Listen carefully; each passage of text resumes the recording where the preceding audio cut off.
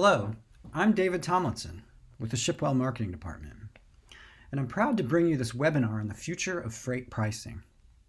It will teach you, as a supply chain leader, how to dramatically improve pricing strategies by leveraging data-driven automation, advanced analytics, and data visualization. In it, you'll learn how to adopt data management best practices that enable more accurate and reliable pricing models so that your supply chain has the resiliency and efficiency needed to compete in increasingly volatile markets. Our speakers today are Chris Glotzbach, Shipwell's Chief Revenue Officer, and Jacob Gordon, our Director of Data Science. And with that, I'll turn things over to them. Here's Jacob to start us off. And good morning, everyone. Before Chris and I dig in, we just want to extend our best wishes to everyone out there, your colleagues, your families. We really hope everyone is healthy and persevering through these very challenging times. If you haven't heard from us previously, Chris and I are with Shipwell, which is a connected platform bringing shippers, 3PLs, and carriers together. We integrate a panoply of core supply chain management capabilities, including TMS functionality, visibility, automation, analytics, optimization, and more. Okay, let's dive into pricing. It seems pretty obvious that pricing is important for our bottom lines. Given how fluent our economy has become with online shopping, discount stockbrokers, and flight comparison sites, getting a good price seems relatively straightforward. But in our industry, it's not. Chris is going to set the stage by underscoring the core aspects of our businesses touched by pricing. We'll highlight the snags and sticking points that are likely constraining your ops from realizing their full potential. We'll review both the state of the current that is needed as a baseline for competitive parity today, as well as the state of the art being built and tested now to unlock a competitive advantage moving forward. Finally, we'll dive into the components of a solution that can work for your business. And of course, we'll reserve a healthy chunk of time for questions at the end. Chris, you are my personal go-to subject matter expert for orienting me to the market, customer considerations, business ops. Tell me, how does a data-driven approach unlock strategic pricing? Thanks for that, Jake. First and foremost, I think it's important to note that truly pricing is an extension of your org, of your brand. And done correctly, it can be a competitive advantage for your organization. But done incorrectly, it can cause, detraction from your brand and so forth.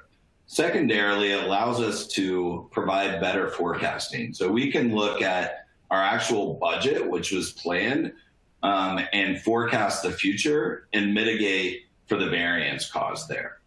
And third, Jake, we're able to really up-level our operational efficiencies. And so by doing so, we're removing friction in the processes. And that allows us to up-level our org to mitigate maybe some of the tactical tasks that we're focusing on and focus on more strategic tasks that are going to yield outsized returns for the organization. Next, it enhances our carrier and broker reliability. Pricing done correctly is going to up-level the organization, provide that elasticity that we talk about in the marketplace, and allow us to really plan for dynamic and unplanned events that may occur as a result of market shifts. So I know, Jake, you and your team have done a lot of research into carrier and broker reliability. Can you speak to us about what you're doing with data science to unlock this next evolution? Yeah, I think there's two major opportunities. That's reactivity to supply and demand and total value. First, let's talk supply and demand. Most of us don't need data science to tell us that visiting our families during Thanksgiving is more expensive.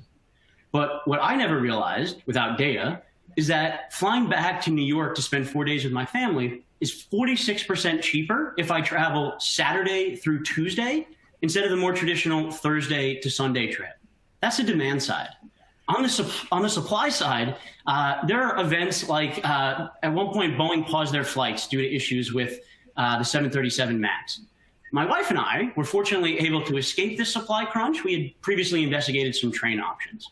So what I would say is being able to plan for capacity needs ahead of time, as well as to fall back on satisfactory options in those cases of unforeseen market realities, that helps my wife and me travel less expensively over the long term and also be adaptable in the short term.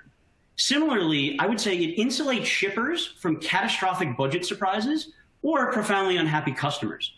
In turn, carriers enjoy working with these shippers of choice since these shippers' planning and smoother demand allow for the carriers to maximize their utilization rates and thus their margins. Both sides in this way can identify reliable partners.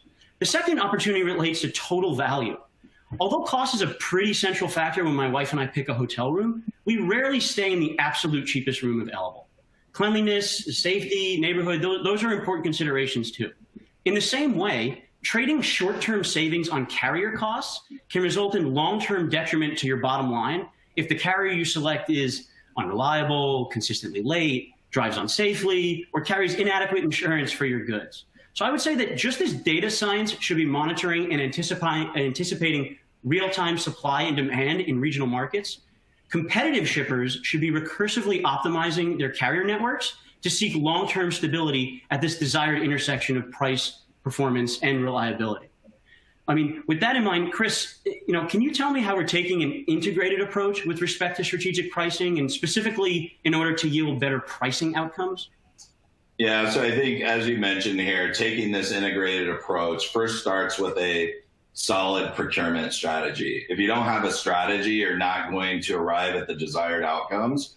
So considerations you might want to include as part of this strategy would certainly be my asset versus 3PL mix, maybe some specialized providers such as a cross-border subject matter expert, my drop versus live, and then a real-time data-driven approach towards spot and overflow, right? And then next, I want to focus on utilization and optimization of my network. So I could use modern techniques such as stochastic optimization to really plan for the constraints and plug in random variables to see predicted and expected outcomes and solve with some degree of optimality.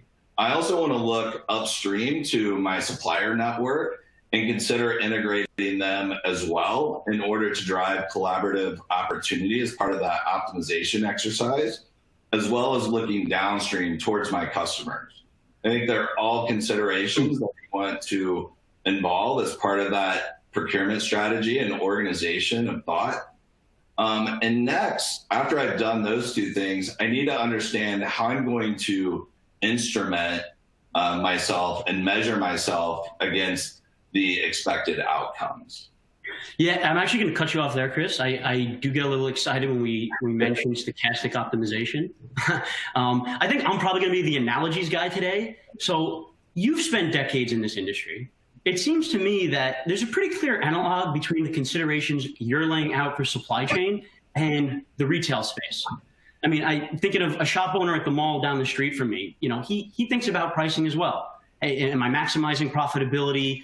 Do I need access to different segments? What are my competitors doing? How do I think about promotional or discount buying and selling, seasonality? He might even think about, how do I sell through my Malibu Barbies quickly enough to get shelf space for whatever the next hot product is. I think my niece told me it's Baby Shark fingerlings, whatever those are.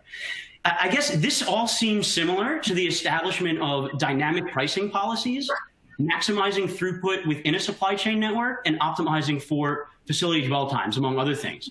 And I know, through my research that the only hope for retail is data aggregation, as well as contextualized analysis on a business by business level. I mean, would you say that this emphasis on data aggregation is a pretty fair analogy to the world of shipping that you and I inhabit? Oh, absolutely. I think we have disparate systems that we're pulling data from internally. In many cases, we might have a multitude of TMS providers that we're working with as a shipper organization.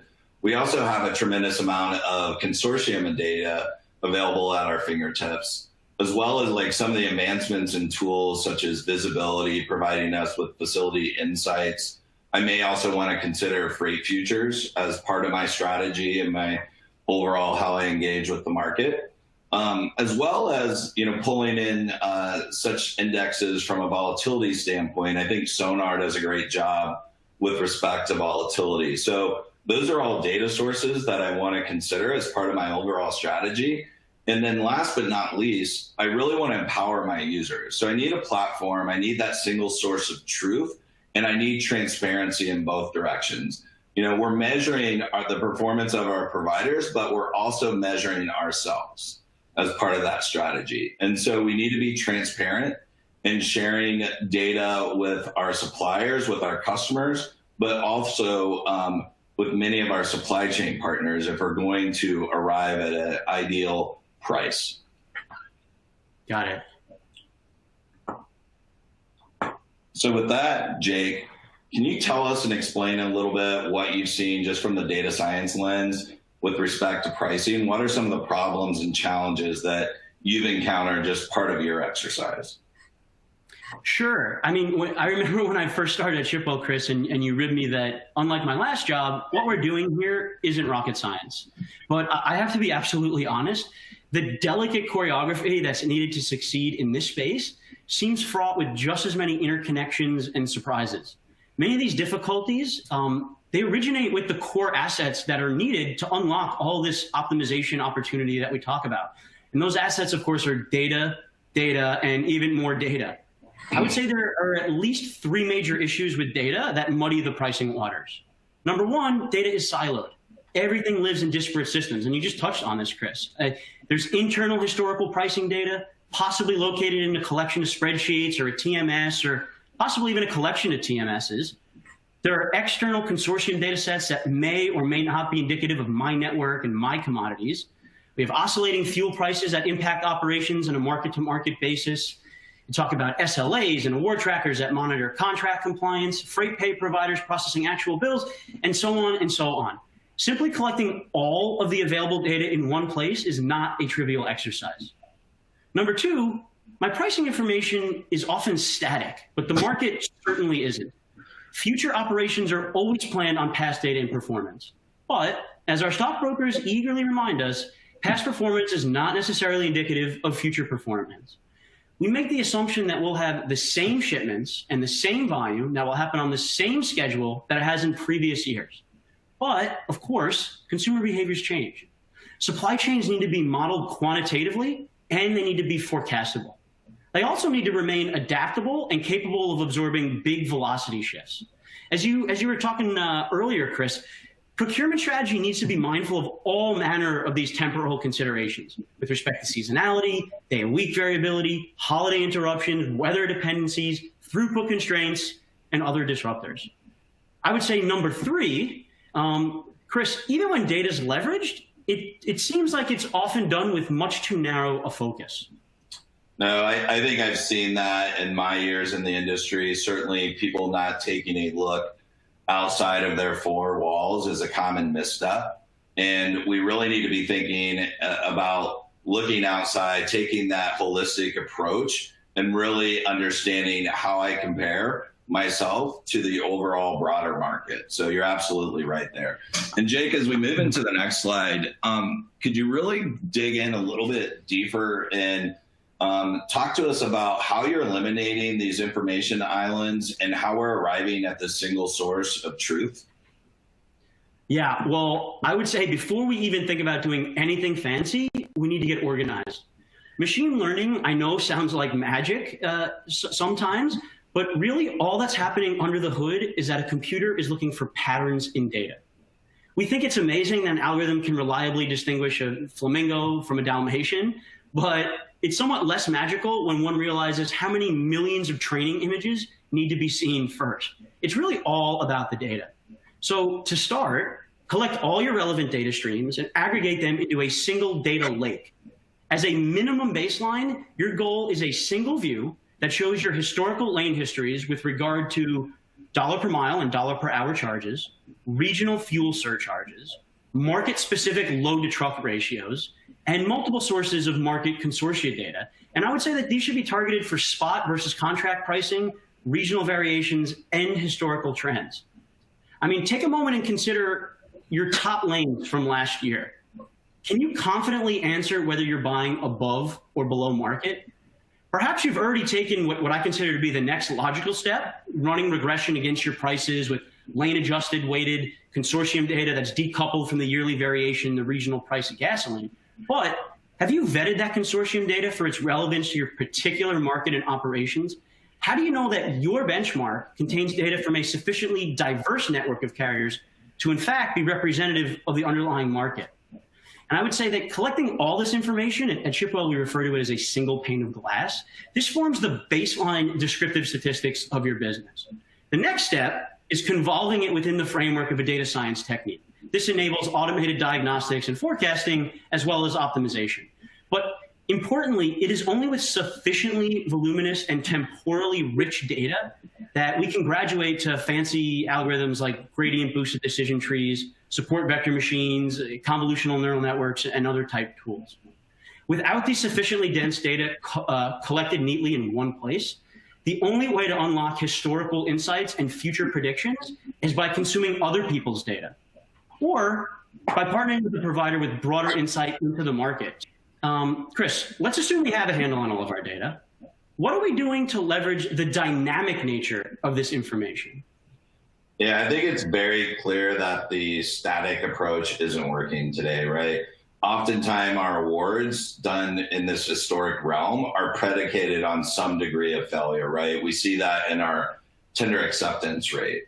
I think there's been a lack of proper tools that really leaves money on the table. And so in order to move into this dynamic optimization that we speak of, I think first and foremost, we need tools to support that. So having intelligent prescriptive route guides, having the ability to digest performance data in real time to understand liquidity that I have available, my on-time pickup deliveries, my facility performance, et cetera, is paramount to moving to this dynamic optimization realm. And then with that, understanding market pricing, as well as any real-time available or underutilized capacity that might exist in the market. And I think visibility tools like we see today really unlock that potential. But for us, it's really having frequent check-ins and recent data to arrive at that pricing accuracy. So let's look at an example of lane volatility. And so this is very common. So in this example here, you'll see the bell curve. The blue line above the bell curve is how the market moves in respect to pricing. In Q1 and Q4, I have a 3-to-1 truck to load ratio, but in Q2 and Q3, it's the inverse, right?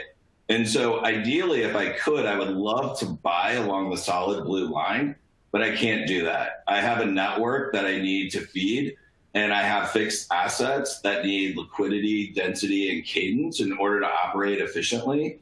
And so oftentimes we arrive at this bottom dotted line here as the award rate.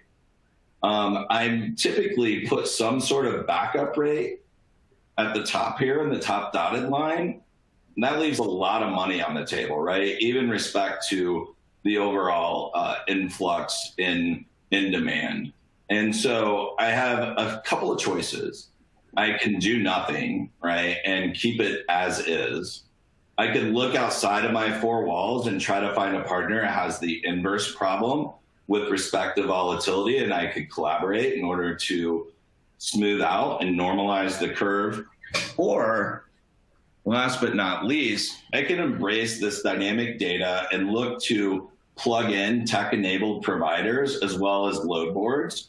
And what you'll see here is an illustration of real-time market pricing on the graph. I also have performance data that allows me to quickly understand the market and make informed intelligence decisions.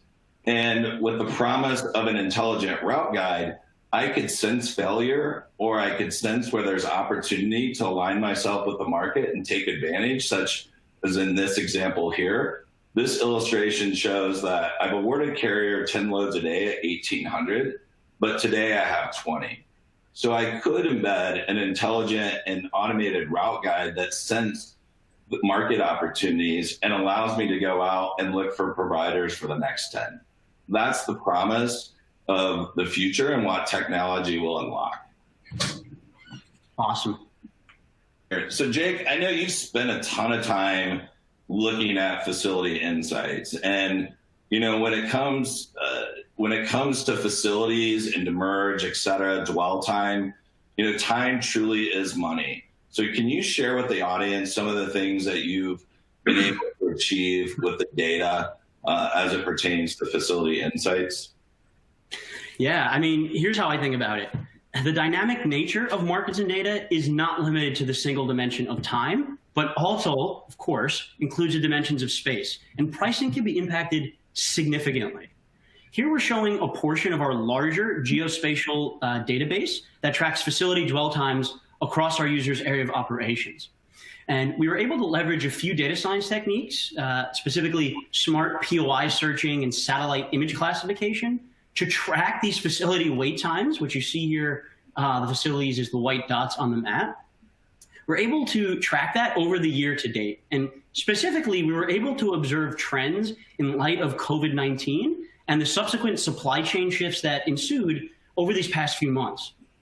Jake, one of the cool things that I've seen you do is really not only take in consideration this quantitative data, which is super rich, but also get the perspective of the driver themselves and really pull in this qualitative analysis as part of your overall strategy. And I think creating those feedback loops, and we all know that, perception equals reality. And so it's extremely great to see you guys taking in the perspective of the driver and pulling these in from a myriad of different data sources as part of your overall strategy. And could you dive a little deeper, I guess, into that as well?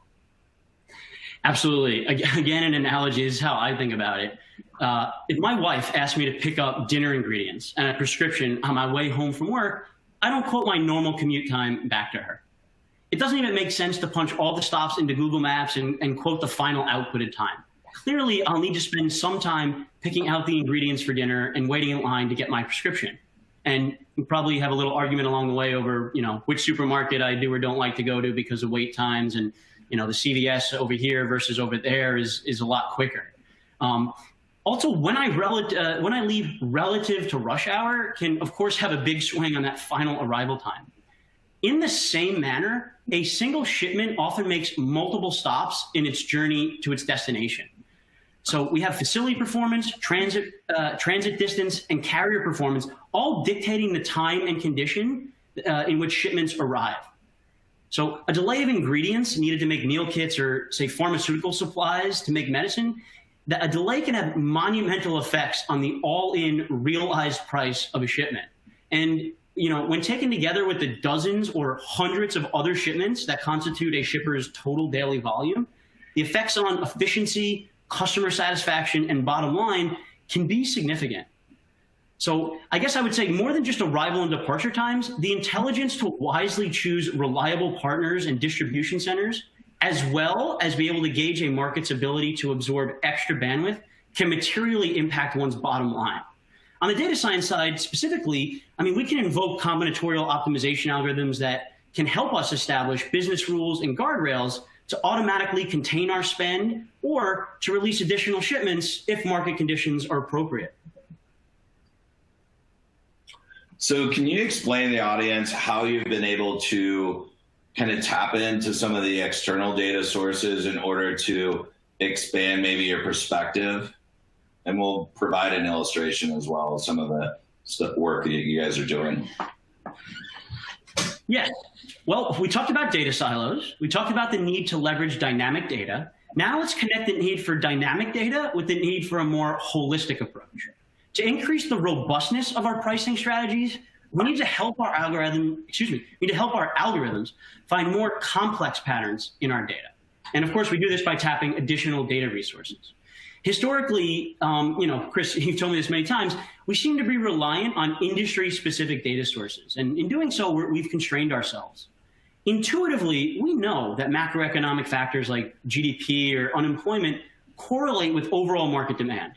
We know that industry-specific indicators like new home construction or crop yields, for instance, those might be relevant for particular shippers based on their vertical. These kinds of inputs directly inform demand. On the other hand, we've also talked a lot about Class 8 truck orders. And you point out to me that this is a lagging indicator of freight market demand, but it's a leading indicator of supply. Collating all such market indicator information really provides fertile ground for enriching our internal shipment data and also enabling us to more accurately price predictions into the future. So while this data can be consumed to comment on the market as a whole, it can also be focused on a company's particular challenges. And Chris, you kind of touched on this earlier. It can be used to optimize, say, a dynamic routing guide that modifies itself based on both internal microeconomics as well as external market conditions. So let's connect that larger picture with the previous emphasis on dynamism, and let's leverage some of this input. So hopefully Chris is going to try and share a video here. So if you're able to transition over to the control panel and see Chris sharing his screen, hopefully that's playing for you guys now. And what you're seeing is a glimpse of the real-time, or I should actually say the sped-up time, network of a particular carrier fleet that's based out of Cincinnati. Trucks are shown here. They're fanning out regionally across the Midwest and the Southeast. They're delivering some loads as one-offs that they got from the spot market, and others on a more regular contracted basis. You'll see one of the trucks seems to be making regular routes down through Knoxville, for instance. So Jake, I would is really the promise of data science here, the ability to eliminate waste and truly up-level the entire ecosystem in real time. So being able to sense available or underutilized capacity, use some of your tooling and algorithms in order to lower the overall price just through better utilization of assets. Exactly.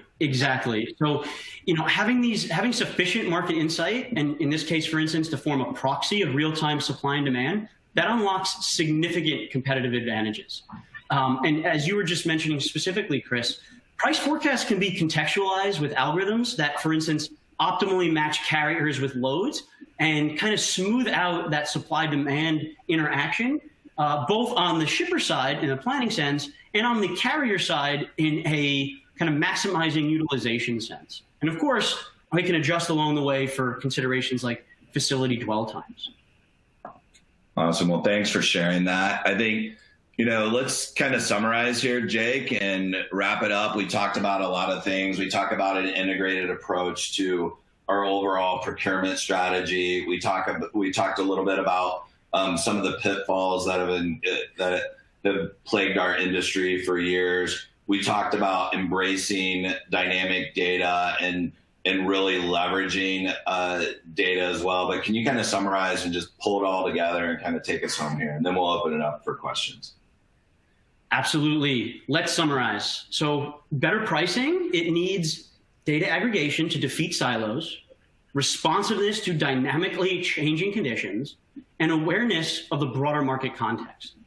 Data science, it offers us the framework to drink in all of these disconnected pieces of information, systematically sifting through our parameter relationships and different hypotheses, and produce insights on past performance, as well as guidance on how to adapt and optimize current and future operations. Look, we've seen data science revolutionize other industries. It's affected how retailers optimally price their inventory, how banks detect anomalies in spending, how construction companies dynamically update forecasts of project completion times. It's even touched how metropolitan transit authorities, at least in London, have experimented with dynamically rerouting travelers to minimize commute times. It's time that we apply these powerful techniques to our industry to empower early adopters and to up-level the entire ecosystem.